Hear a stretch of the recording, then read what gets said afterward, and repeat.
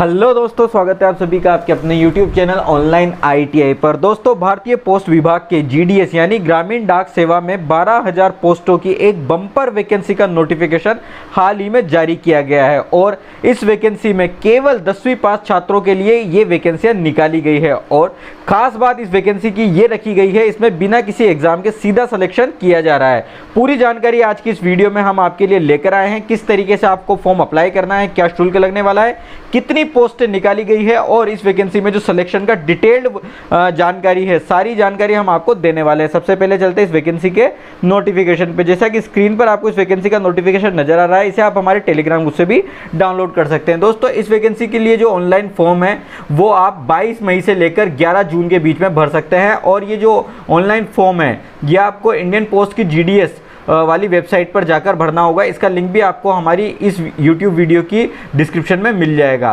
दोस्तों, 11 जून तक फॉर्म भरने की लास्ट डेट है। इसके बाद आपको 3 दिन 12 जून से लेकर 14 जून तक 3 दिन अगर आपके फॉर्म में किसी प्रकार की कोई गलती रह जाती है तो एडिटिंग के एक्स्ट्रा मिलने वाले हैं। ठीक है दोस्तों, इस वैकेंसी में 2 पोस्टों पर वैकेंसी निकाली गई है। पहली है BPM यानी ब्रांच पोस्ट मैनेजर, ठीक है, ब्रांच पोस्ट मास्टर भी बोल सकते हैं। इस वैकेंसी में सेलेक्ट होने के बाद आपको 12,000 से लेकर 29,380 रुपये वेतन दिया जाएगा। इसी तरीके से ABPM की वो वैकेंसी निकाली गई है जो कि है असिस्टेंट ब्रांच पोस्ट मास्टर। इसमें सिलेक्शन के बाद आपको 10,000 से लेकर 24,470 रुपये वेतन दिया जाएगा। इन दोनों ही पोस्टों के जो कार्य हैं वो आप देख सकते हैं। जैसे कि BPM का जो वर्क है, जो प्रोफाइल है, वो यहाँ पर इस वैकेंसी के नोटिफिकेशन में डिटेल में बताया गया है। मैं आपको फिर भी बता देता हूँ। जो ये ग्रामीण पोस्ट ऑफिस है वहाँ पर जो BPM रहेगा, ब्रांच जो पोस्ट मास्टर रहेगा, उसका काम पूरी पोस्ट जो ब्रांच है उसको मैनेज करना है, ऑनलाइन ऑफलाइन कार्य करना है, जो डाक है उनको मैनेज करना है, साथ ही पूरी जानकारी उनको उनके पास रखनी है। इसी की तरह जो ABPM की पोस्ट है, असिस्टेंट ब्रांच पोस्ट मास्टर की जो पोस्ट है, उसका कार्य जो है वहाँ पर जो स्टेशनरी है, स्टाम्प है, वो बेचना है। इसके अलावा जो डाक आ रही है उनका वितरण डोर टू डोर करना है। इनके अलावा जो ग्रामीण में जो सुविधाएं सरकार के द्वारा जो दी जाती है उनका वितरण भी इन्हीं के द्वारा किया जाएगा। अब बात करते हैं इस वैकेंसी में निकाली गई पोस्ट की। तो मैं आपको बता दूं, इस वैकेंसी में जो कुल पोस्टें हैं वो 12,828 पोस्टें निकाली गई है। ये जो 12,828 पोस्ट है ये अलग अलग राज्यवार आपको इस वैकेंसी के नोटिफिकेशन में देखने को मिल जाएगी। ये आप देख सकते हैं, मैं आपको बता देता हूँ। जिस तरीके से राजस्थान में कुल जो पोस्टें निकाली गई है वो 1408 है।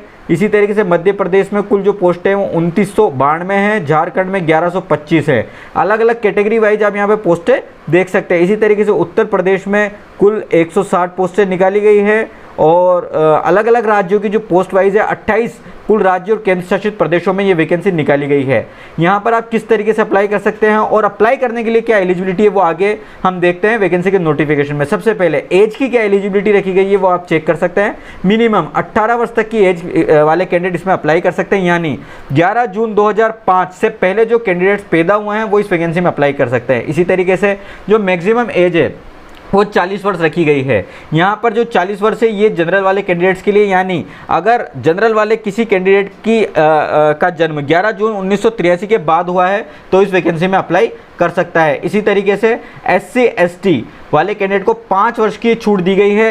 तो SC ST वाले कैंडिडेट जो 11 जून 1978 के बाद पैदा हुए हैं वो इस वैकेंसी में अप्लाई कर सकते हैं। OBC वालों के लिए 3 वर्ष की छूट है, यानी कि 11 जून 1980 के बाद पैदा हुए कैंडिडेट इस वैकेंसी में अप्लाई कर सकते हैं। और जैसा कि मैंने आपको बताया 11 जून 2005 से पहले अगर आपका जन्म हुआ है तो ही आप इस वैकेंसी में अप्लाई कर सकते हैं। EWS के लिए यहाँ पर किसी प्रकार का एज में कोई रिस्ट्रिक्शन नहीं दिया गया है। एजुकेशनल क्वालिफिकेशन की बात करें तो इस वैकेंसी में केवल 10वीं पास कैंडिडेट अप्लाई कर सकते हैं, यानी अगर आपने केवल 10वीं पास की हुई है तो आप इस वैकेंसी में अप्लाई कर सकते हैं। लेकिन शर्त यह है कि आपकी 10वीं में गणित और अंग्रेजी विषय होना जरूरी है, जो कि जनरली हर 10वीं पास कैंडिडेट के सब्जेक्ट होते हैं। इसके अलावा जो आपका बोर्ड है वो गवर्नमेंट रिकॉग्नाइज्ड बोर्ड होना चाहिए, स्टेट गवर्नमेंट से या फिर केंद्र सरकार से। ठीक है, तो केवल 10वीं पास कैंडिडेट्स के लिए ये एक शानदार वैकेंसी है। इसके अलावा इसमें एजुकेशनल क्वालिफिकेशन की जो दूसरी कंडीशन है वो ये है कि जिस भी पोस्ट पर आप अप्लाई कर रहे हैं उसकी लोकल लैंग्वेज की आपको जानकारी होनी चाहिए। यानी कि मैं आपको बता देता हूं,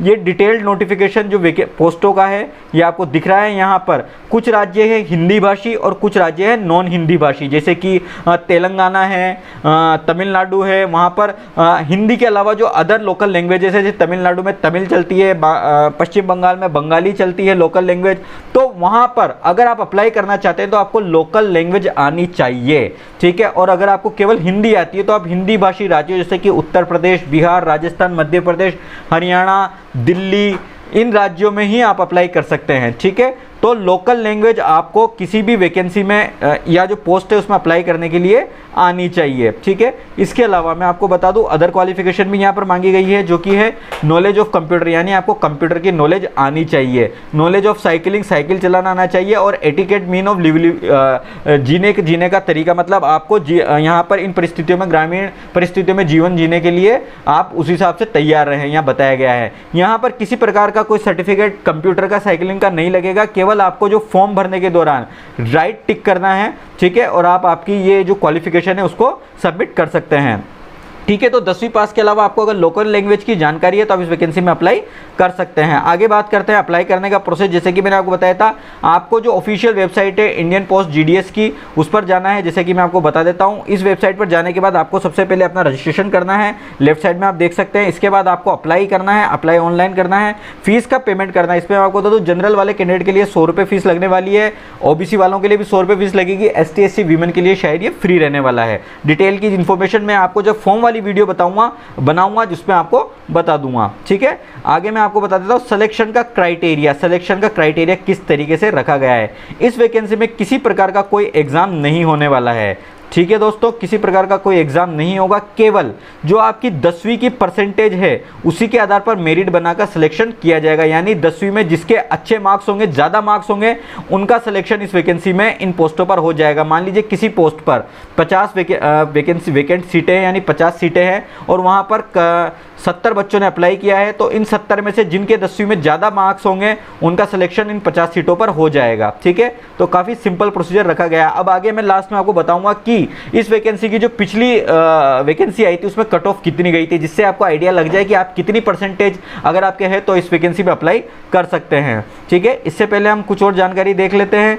सबसे पहले मैं आपको बता दूं, इस वैकेंसी की जो जानकारी है आपको फर्दर जो नोटिफिकेशन आएंगे, जैसे कि वैकेंसी के लिए जो मेरिट जारी होगी वो सारी ऑफिशियल वेबसाइट पर जारी होगी, तो इसे आप रेगुलर चेक कर सकते हैं। तो स्टूडेंट काफ़ी अच्छी वैकेंसी, इसमें आप जरूर से जरूर अप्लाई कर ले। केवल 100 रुपये इसमें शुल्क लगने वाला है। अब मैं आपको बता दूं, इन पोस्टों पर जो नॉन हिंदी राज्यों की जो पोस्टें हैं, जो नॉन हिंदी स्टेट हैं जहां पर हिंदी नहीं बोली जाती, वहां पर जो पिछली वैकेंसी है जो कि 40,000 के लगभग पोस्टें थी, जिसमें उसमें जो कट ऑफ गई थी वो 60% के लगभग गई थी, जिनके 60 से 70% अंक थे।